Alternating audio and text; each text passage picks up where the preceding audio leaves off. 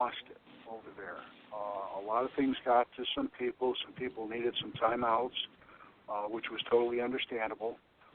But after a few days of, getting to sleep late or just having the pressure off, they were back in the game. It was when we got back here and we were all individuals and the team wasn't together. Because when one person had a bad day, generally a lot of people had a bad day.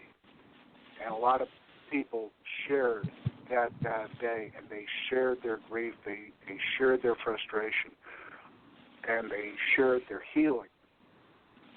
But when you get back, especially with a National Guard unit, as opposed to the active duty, we all went our separate ways, and we were on our own, and there was nobody that was sleeping 4 feet away from you that you could talk to. There was nobody standing in the chow line that you could talk with. We were all on our own. So it affected people a lot of different ways. I don't know that any of our soldiers in my unit ever became homeless, but I know several had a tough time dealing with coming back and dealing with, what happened over there. It's such an intense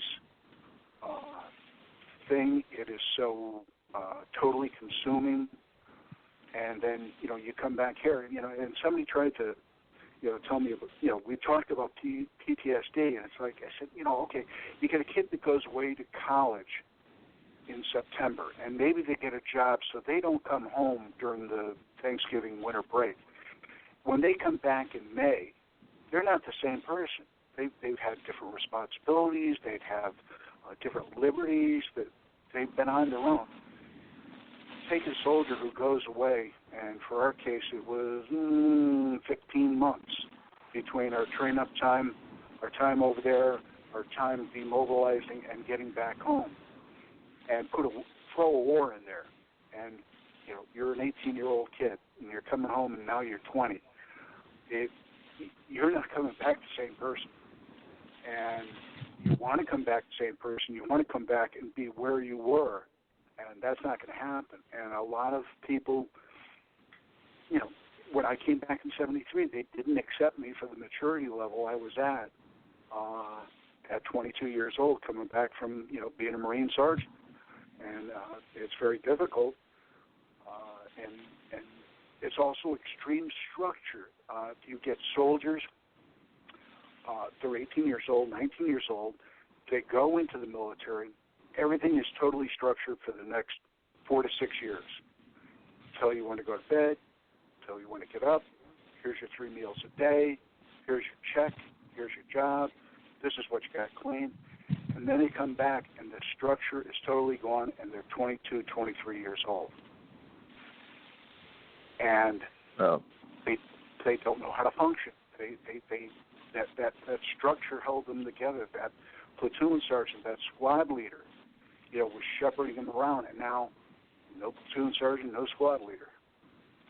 And now they got the demons of being over there, and alcohol and drugs. We got problems. Yep. From a county and city point of view, what are some of the ways that you think we can or are handling that? And that's both Mr. Middleton and Mr. Barnes. Go ahead, Mark. I'll follow you up. Well, actually, I was going to defer to you because a lot of the traditional interventions that we think of when it comes to dealing with the homeless population are actually at the county level. Mental health, mental health services, medical intervention, assistance, financial assistance. The city, I think, is an important partner, and oftentimes it's our fire department or police department that will respond to disturbances or medical emergencies. But that's way down at the far end of dealing with the homeless situation. I will say that in places like Durham, where we're so car-centric, there are so many people that don't even realize we have a homeless issue. Whereas in New York, you do a lot of walking or use transportation.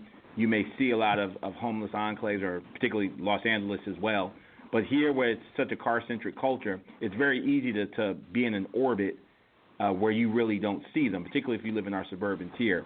But we do have a homeless population here, and part of our strategy, Mark, as a city has been to focus on what happens before a person becomes homeless. And oftentimes you'll find folk that are distressed, are housing distressed because they're spending such a high amount of their income on housing, over 1/3 of their monthly income on housing. Some people as high as 50% and better. They're scraping each month.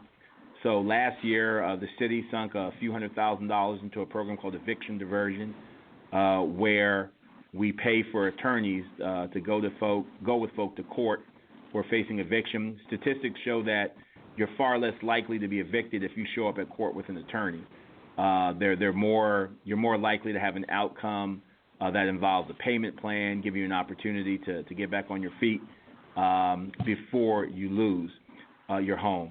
For folks that have lost their homes, we focus on strategies of rapid rehousing, of partnering with providers and agencies that specialize in rapid rehousing, getting you back in a place with your own keys as soon as possible. And also having mental health providers, again, from the county. This is what's going to be in Levon's bailiwick after he's elected. Folk who can help with mental health and substance abuse issues before, my city's police department shows up or neighborhood improvement services shows up to cite you because you've got an encampment in the park and somebody's complaining because you're an eyesore. So, and this really, how we deal with folk who are really struggling and who are most vulnerable, I think, is the truest measure of how great a city is and how great our nation is. This is the wealthiest nation on the face of the earth. Durham is an affluent city, a city on the rise, and I don't think there's anything wrong with finding ways that we can leverage our wealth and our resources to help those that are most vulnerable. Oftentimes, I've dealt with and met folk who they got sick, and they work an hourly job, a wage job based upon hours, and they lost hours because they were sick. It's not that they don't want to pay their rent. They want to pay their rent. Interestingly enough, as much as we think about, Tupac being this tough gangster kind of thug type, Tupac had a line in one of his songs that says, "I love paying rent when the rent's due." There's something about wanting to do right, and most of these folk want to do right. They want to pay their rent on time, but if you get sick and can't go to work and you lose hours and get behind, we've got to find ways to intervene before they're actually homeless, and that's been a focus here in Durham, and I hope Levon will continue to pursue strategies like that once he's elected to the county commissioners. Yeah, keep manifesting that for me, Mark. I appreciate that. You like that? Yeah, keep manifesting it. Question. I'm fortunate enough to be the chair of the Citizens Advisory Committee, which is I was appointed by the city, which specifically focuses on rapid rehousing and the homelessness issue. And then flipping over to as a candidate, I think what Mark hit on with the mental health situation is spot on. It is a travesty that our veterans, when they come home from serving and protecting us from all the dangers of the world, that they come home to nothing. I think that starts with the top, meaning the current White House administration ran on such a thing, but has spent more money on rebuilding the military and has cut the Veterans Affairs budget. At the same time, locally, I think that the mayor, the current mayor, has put. I thought they put some things in place to give veterans the opportunity for housing. And Mark can correct me on that. I thought that was a focus. But then from the Citizens Advisory Committee, what we work with is federal block grants, which is the federal dollars that the government gives to all of the states, and it's divided between all of the municipalities to help with like urban ministries and other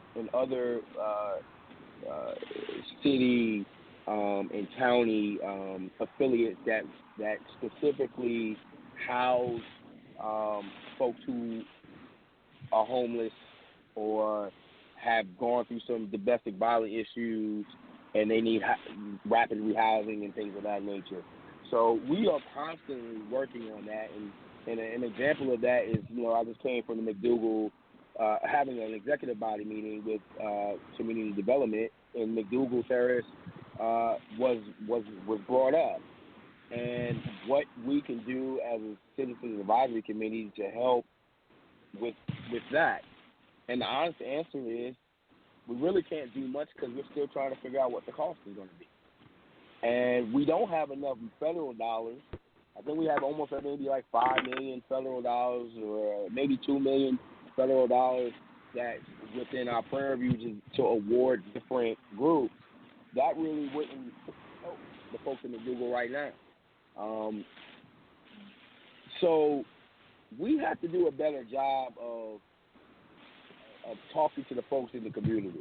I don't think we do a good job talking to folks who are in our VHA housing and also folks who are living currently homeless about what are they needing.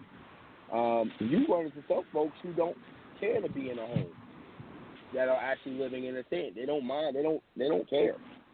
But then you also have kids. Like I have students whose families are sleeping in the car every single day, or they have to stay in a hotel room, or they have to, they're staying with somebody else, but they don't have the means to be able to own a home. What can we do to help everybody get a home or a decent place to live? And that comes with a couple of things. We have to budget, and we have to budget for that to provide opportunities for folks to be able to make enough income to afford a home. Affordable housing is just a term. It's a trigger word, but Mark may be able to afford a house that I can't afford, so that's not necessarily affordable housing. So how can we provide people those opportunities? The mental health aspect of it, we must increase our mental health funds from the county. I think we only give about $18 million in that endeavor. There are a lot of people right now that are sitting in our jail because they have a mental health illness. We spend $15 million on our jail, and then we have folks sitting in our jail because the only way they can access mental health services is to be locked up because they can't access it outside of that. That is a travesty. That is a human right. We must be better than that. We have to be better than that. Somebody should not have to go to jail to get mental health services. I'm sorry. We should be able to provide folks those means. Absolutely, I agree with you on that.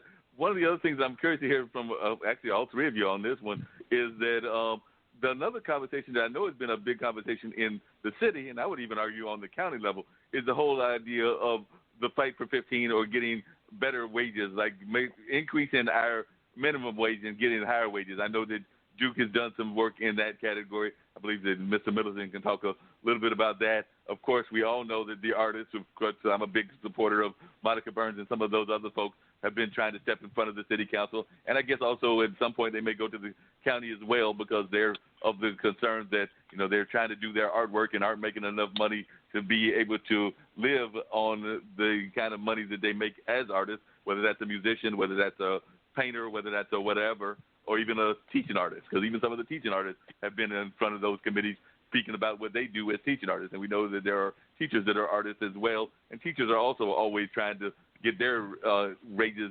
increased, and oftentimes they're not making enough money for the kind of work that they do. And I'm sure that Mr. Barnes can talk about that. But just wanted to know all three of your thoughts about trying to increase our minimum wage, because it's become a conversation on a lot of different levels. I know that there's been that cold thing with the public work, with the public meetings that were held last year that various artists came to. Of course, there's been the Fight for 15 where they've been going in front of a lot of the fast food restaurants and things of that nature. But I was just wondering what all of y'all's thoughts are on the need for increasing our minimum wage.